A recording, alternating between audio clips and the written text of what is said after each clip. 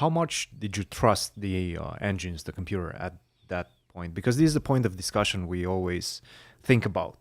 Last year we trusted the engine, but now this year we see that the engine was actually wrong.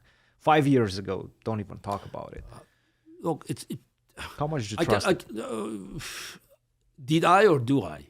Mm. Yeah, yeah, because it's today we all know. Now you should trust it, right? No, we all know that it's the every new generation of engines. Every year now, just you have machines that prove that your old analysis were wrong. So I knew it, just from early this century, because when I began my work on my great predecessors with Dima Plesetsky, and Shakarov also helped. So we thought, now we can just we can find the sort of the truth. The truth, yes, the ultimate truth.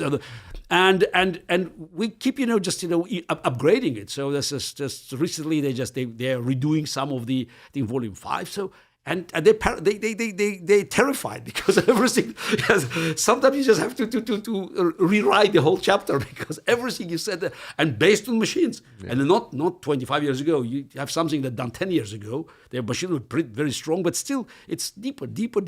So and you always find something new. And I recognize that I do the shortcomings, yes, but that's why I always wanted to do something on my own. But I think it's what helped me. It's that I was not paralyzed by a machine, because this is the biggest problem I think for many players today. So you can't take your eyes away from the screen.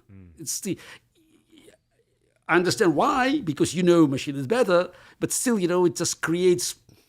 It's like drug dependence, and it makes it more difficult. So I think for me was also the moment where I just learned about these shortcomings.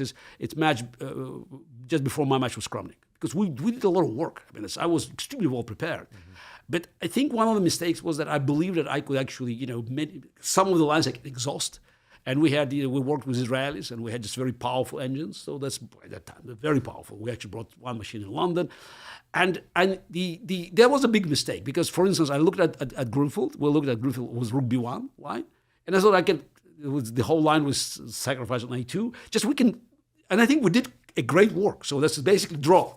So wasted so much time. So that's so much time. The time could be spent more productively. Yeah, and by the way, there's always a room for improvement. Though I think we did a very good job, but it's a one line, and it was amazing because we looked at almost everything in Grunfeld. It was only one line I was missing. Just the one that Kramnik played. I don't know how it happened. So just very quickly we just looked at the game. The Timon Ivanchuk with one just and Rook B1 A6, Rook B7.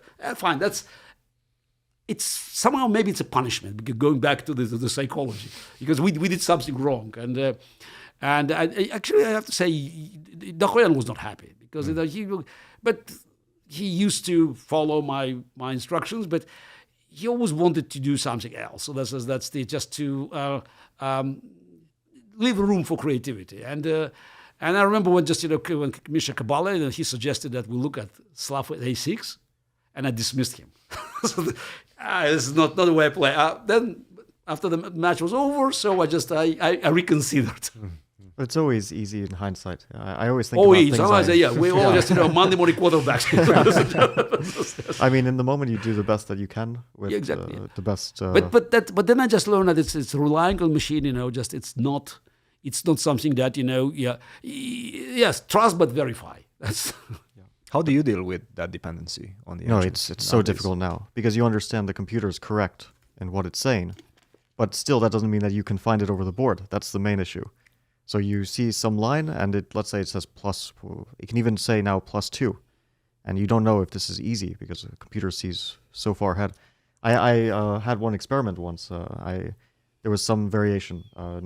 Rui Lopez, A6, Bishop A4, F5. Okay, D4 is very strong. And it was based on one modern game I saw, which was played, and I had this position, which Stockfish immediately says like plus 1.5, okay, winning position.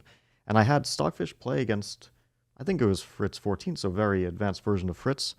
Fritz gives a small valuation.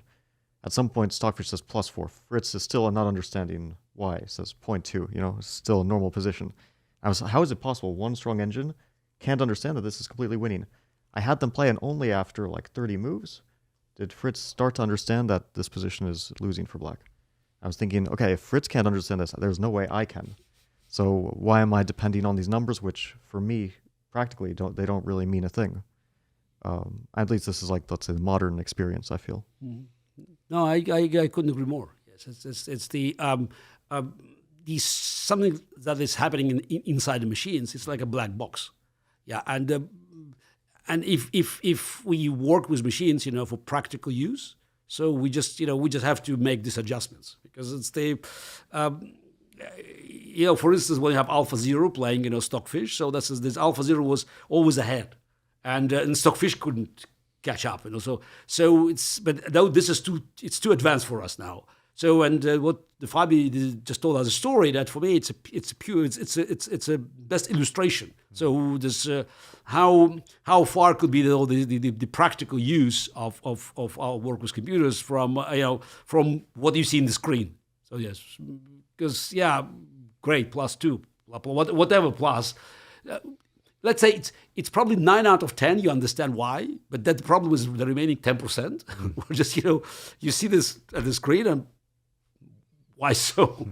And when we speak about less tangible numbers, like not +2 but plus 0.4, whatever that means, it's not even an evaluation. It just means objectively it's easier to play for one side or another, but we don't really understand what this means in practice. Is it easier, or is it because objectively 0.4 is a draw, right? There's only 3 results, so it should probably be a draw objectively. Yeah, but I think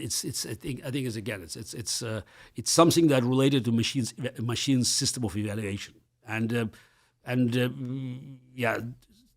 very often you can have other computers just changing, so you can have fluctuations, let's say from 0.1 to 0.6, and